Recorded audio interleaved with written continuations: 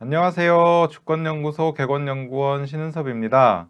이번 주 아침 햇살에서는 북한이 말한 한국전쟁보다 더 위대한 승리란 무엇인가에 관해서 살펴보겠습니다. 김정은 국무위원장은 지난 7월 27일 북한의 전승 69돌 기념행사에서 연설을 했는데요. 다음과 같은 내용이 나옵니다. 우리 공화국이 전후 근 70년간에 걸치는 치열한 반미 대결 속에서 사회주의를 굳건히 수호하고 자위를 위한 전략적 잠재력을 강력히 비축한 것은 조국 해방 전쟁에서 이룩한 승리에 못지않는 그보다 더 위대한 승리로 됩니다. 강력한 자위적 국방력을 비축한 것이 한국 전쟁에서 승리한 것보다 더 위대한 승리라는 것입니다. 이게 도대체 무슨 의미일까요? 자세히 한번 살펴보도록 하죠. 먼저 북한이 강력한 자위적 국방력을 갖춘 데 관해 살펴봐야 할 것 같습니다. 자위적 국방력의 사전적 의미는 스스로의 힘으로 나라의 평화와 독립을 지키고 안전을 유지할 수 있는 전투 능력입니다. 어느 나라든 자기 체제와 국민, 영토를 지키려면 강력한 국방력이 필요합니다. 그리고 필요한 국방력의 수준은 그 나라를 위협하는 적국의 무장력에 따라 달라집니다. 북한의 경우 미국과 군사적으로 대치하고 있기 때문에 세계 최강을 표방하는 미군에 맞서 나라를 지킬 수 있는 국방력이 필요합니다. 북한은 미군이 운용하는 핵폭탄, 전략폭격기, 핵잠수함, 각종 미사일, 항공모함 전단, 최첨단 전투기, 특수부대, 무인기 등 이름만 들어도 전 세계가 긴장하는 막강한 무력과 대치하고 있습니다. 북한은 이런 미국의 공격을 막아내기 위한 방편으로 1960년대에 국방경제 병진 노선과 4대 군사 노선을 제시했습니다. 4대 군사 노선은 전 인민의 무장화, 전군의 간부화, 전 지역의 요새화, 전군의 현대화입니다. 그리고 1990년대에는 선군 정치 노선을, 2002년에는 국방공업 우선 발전 노선을, 2013년에는 경제, 핵무력 병진 노선을 제시하였습니다. 그 결과 오늘날 북한의 군사력은 미국 기준으로도 상당한 수준에 올랐다는 평가를 받습니다. 2011년 2월 8일 월터 샤프 당시 주한미군 사령관은 용산 미군기지에서 열린 간담회에서 북한의 군사력은 세계 4위, 한국의 군사력은 세계 8위로 평가된다라고 말했습니다. 미국이 실시하는 각종 모의전쟁에서도 북한과 미국이 붙으면 북한이 이긴다는 결과가 나옵니다. 특히 북한은 미국의 핵위협에는 핵으로 맞서야 한다는 정책을 세우고 핵 개발에 집중적으로 투자하였습니다. 이에 따라 2006년 첫 핵시험을 시작으로 핵무장에 박차를 가해 2017년에는 국가 핵무력 완성을 선포하였습니다. 북한은 자기 국방력을 두고 마음먹은 대로 작전을 진행할 수 있는 수준이라고 강조합니다.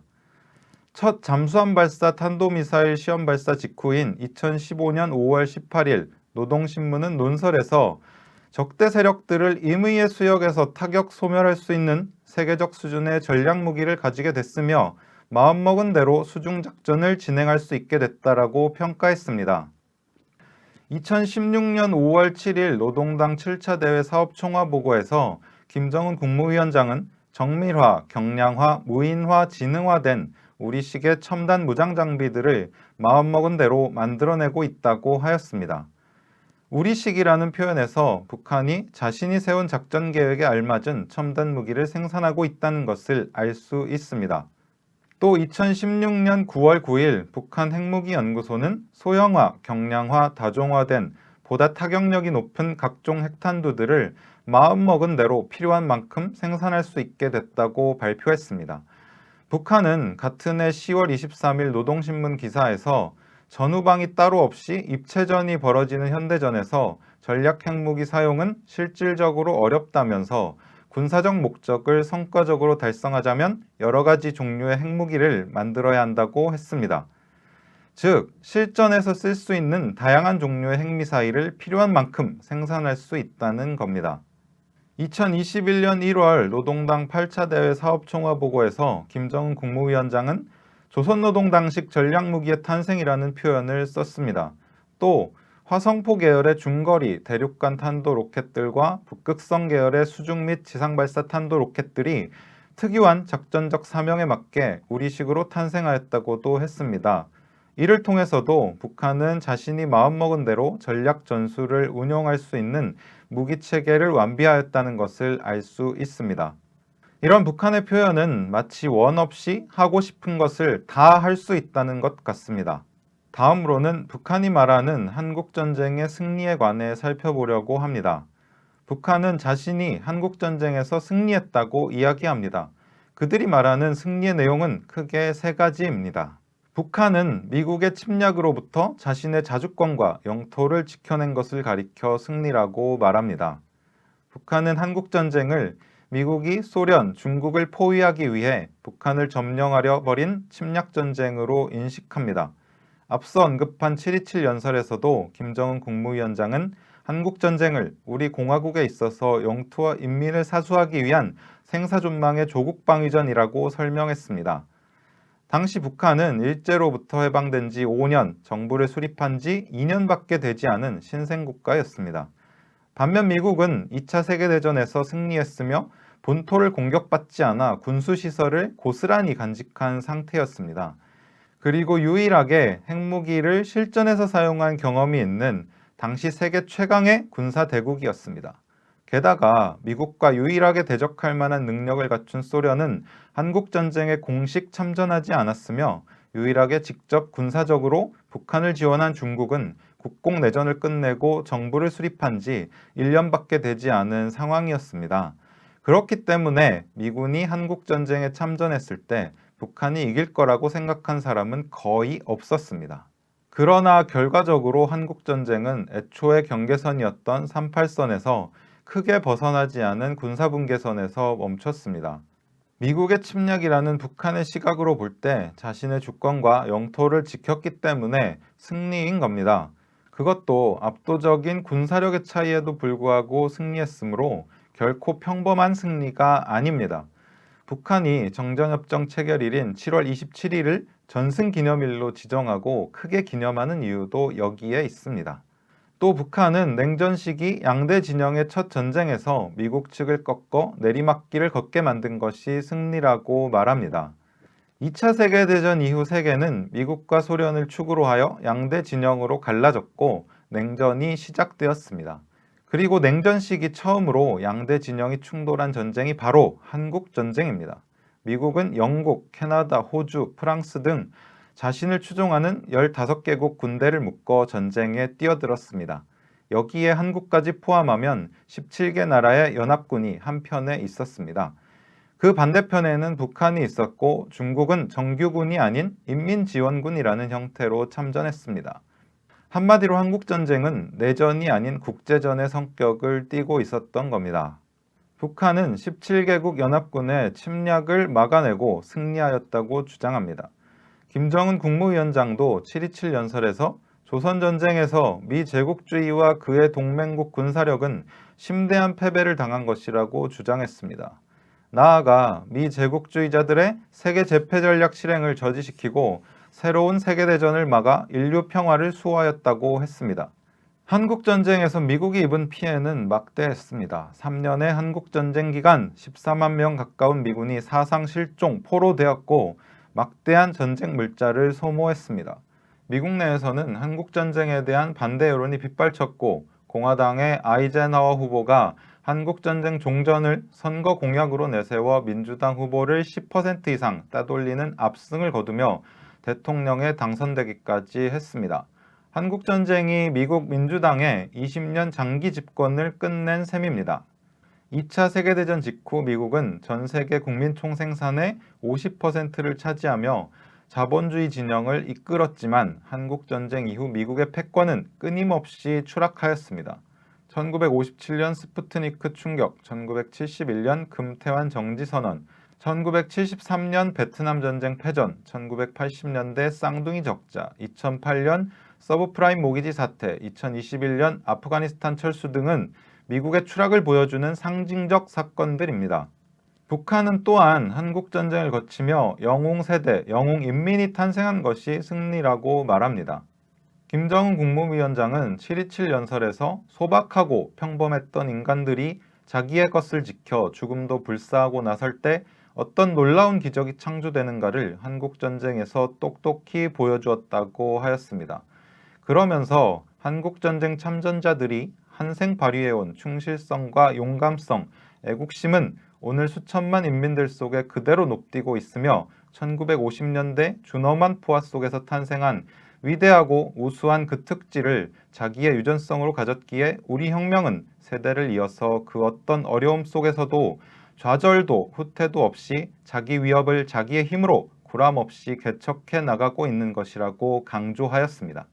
이렇듯 한국전쟁 참전자의 정신이 전체 국민에 전해져 북한의 성장, 발전을 이룰 수 있었다는 것이 북한의 주장입니다. 북한은 국민이 사회의 주인이며 국가 발전에서 국민의 사상이 결정적 역할을 한다고 주장합니다. 즉, 그 나라의 자연 환경이나 지정학적 상황, 자원도 중요하지만 결정적인 변수는 국민의 준비 정도라는 것이 북한의 이론입니다. 이런 북한의 이론에 기초해서 볼 때 한국전쟁을 거치면서 참전자와 전체 국민의 충실성, 용감성, 애국심이 성장한 것은 결정적 성과라고 하겠습니다. 여기까지 북한이 말하는 한국전쟁의 승리에 관해 살펴보았습니다. 그러면 이제 강력한 자위적 국방력을 비축한 것이 한국전쟁에서 승리한 것보다 더 위대한 승리라는 말의 의미를 살펴봅시다. 크게 6가지로 나누어 살펴보려고 합니다. 우선 전쟁을 막아내고 있다는 의미입니다. 북한의 시각에서 한국전쟁은 미국의 침략전쟁입니다. 만약 북한의 국방력이 매우 강했다면 미국이 전쟁을 일으키지 못했을 거라는 이야기가 성립합니다. 하지만 북한은 신생국가였고 미국은 북한을 손쉽게 이길 수 있다고 여겼습니다. 미국이 신경 쓴 것은 소련의 개입 여부였지 북한군은 아니었습니다.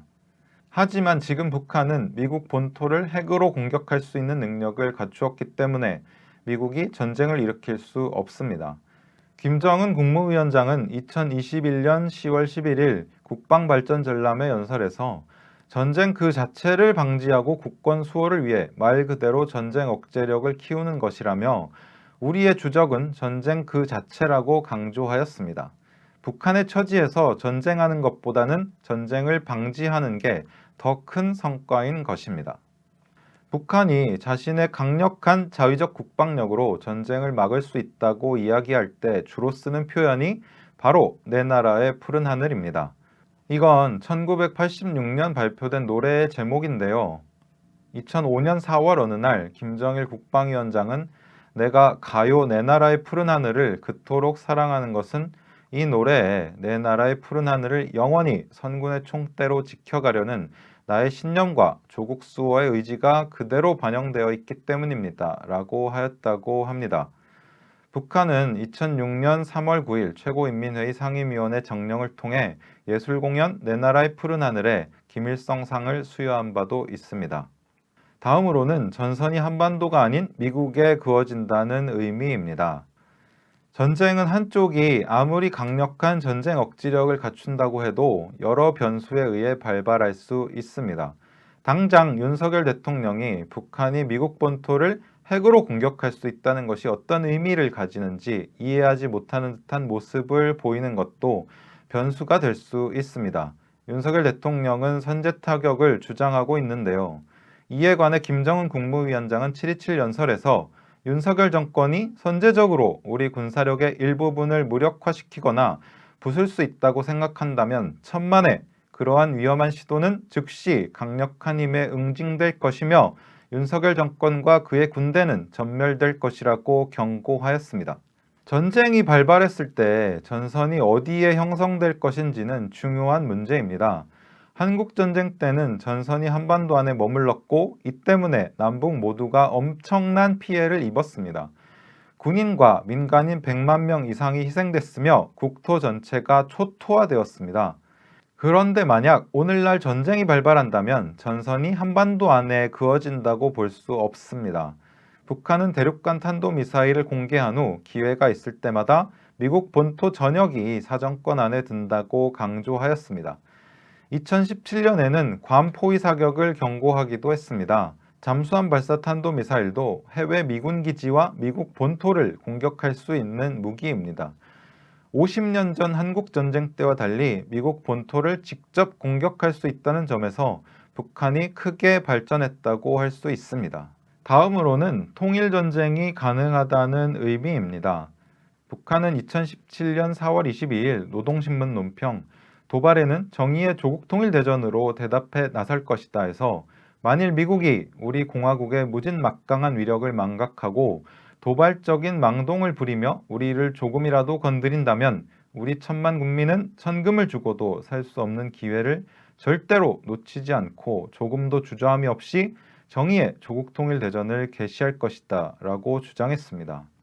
즉, 전쟁을 일으키지는 않지만 전쟁을 걸어온다면 방어로 끝내지 않고 조국 통일 대전을 개시할 것이라고 주장한 것입니다.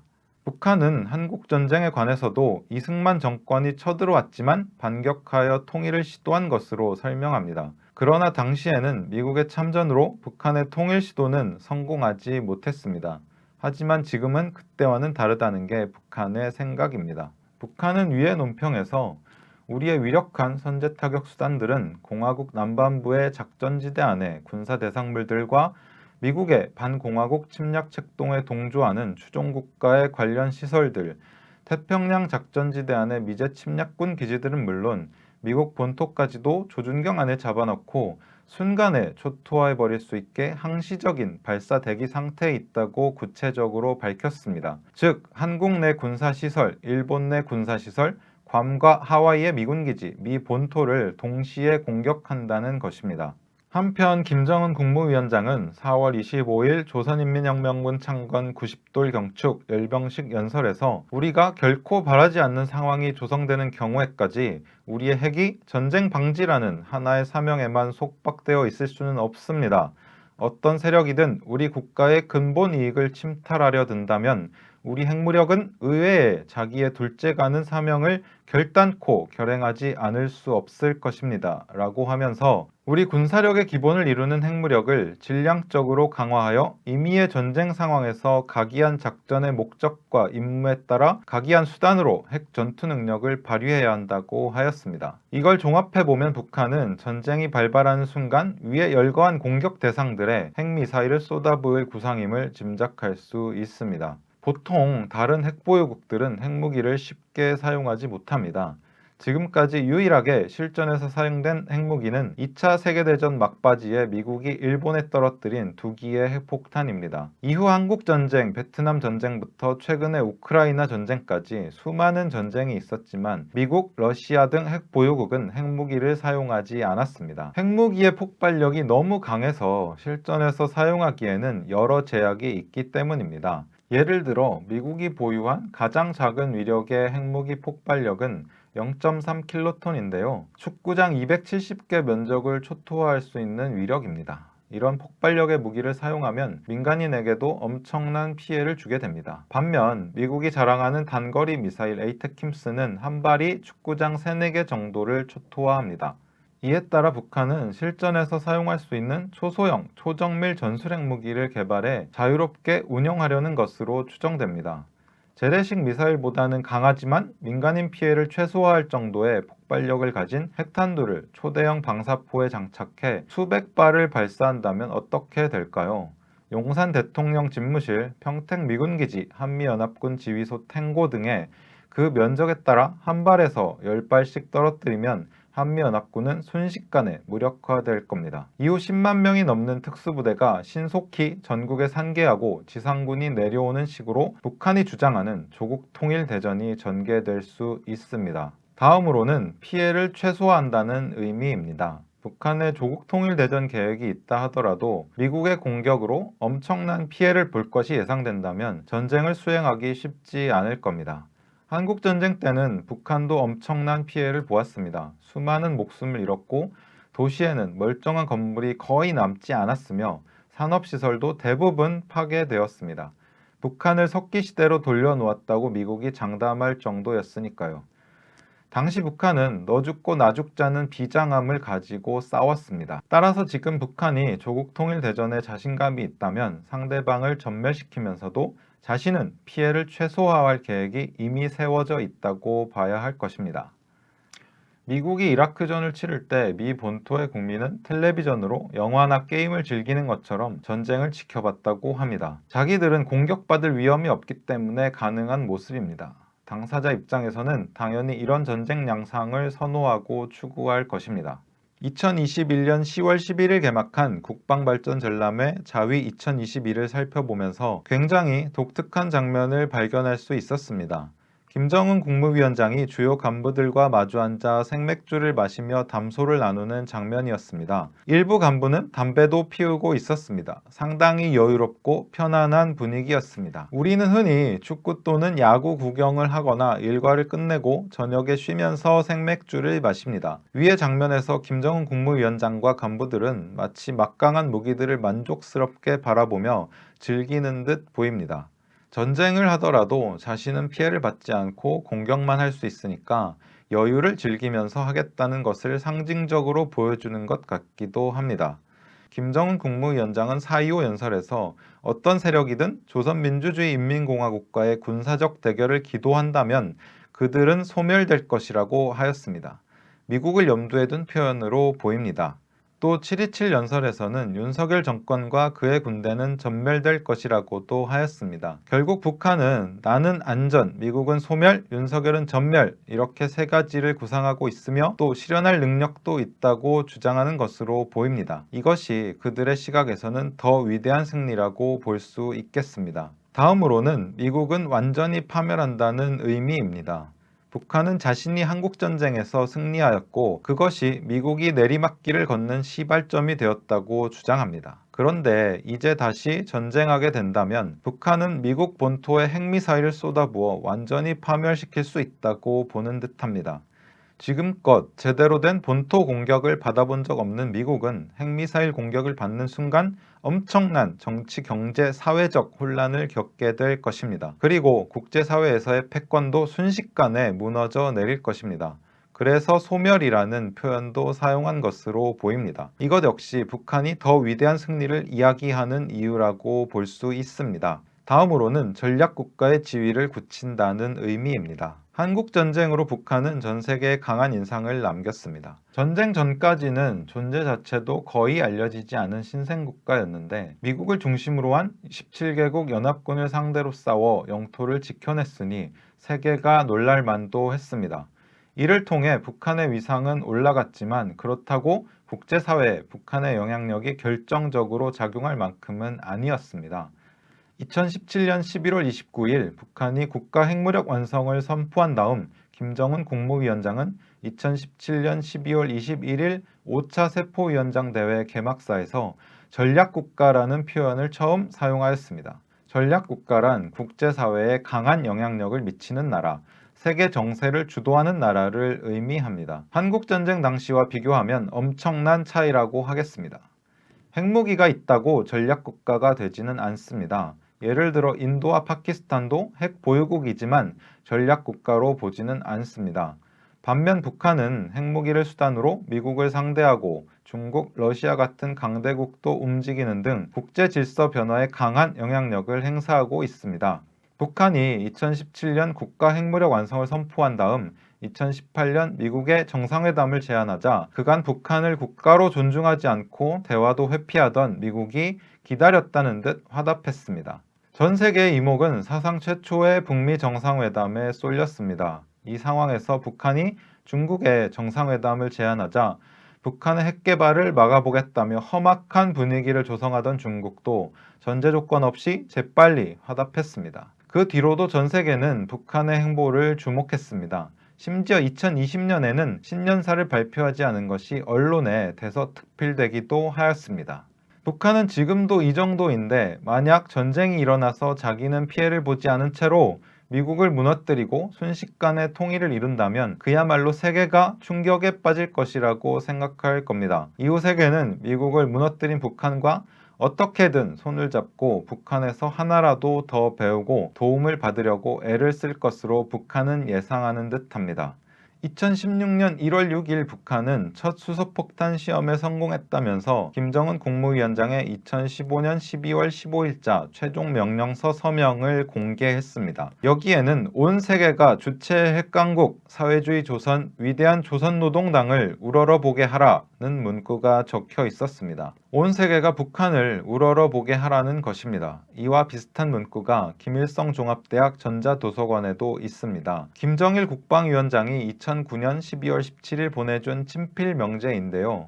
내용 말미에 김일성 조선을 세계가 우러러보게 하라라는 표현이 나옵니다. 더 거슬러 올라가면 김정일 국방위원장이 김일성 종합대학에 입학한 1960년 9월 1일 지은시 조선아 너를 빛내리에서도 이 같은 내용을 찾아볼 수 있습니다. 주체의 붉은 노을, 지구를 덮을 공산주의 그날을 앞당겨 오리 라는 시구를 보면 전 세계에 주체 사상을 전파하여 온 세계의 주체 사상화를 이루겠다는 김정일 국방위원장의 구상을 알 수 있습니다. 북한이 미국을 무너뜨리고 전 세계가 북한을 우러러보게 된다면 온 세계의 주체 사상화도 실현 가능하다고 북한은 여기는 것 같습니다. 지난 8월 4일 대만 외교부가 느닷없이 북한을 규탄했습니다.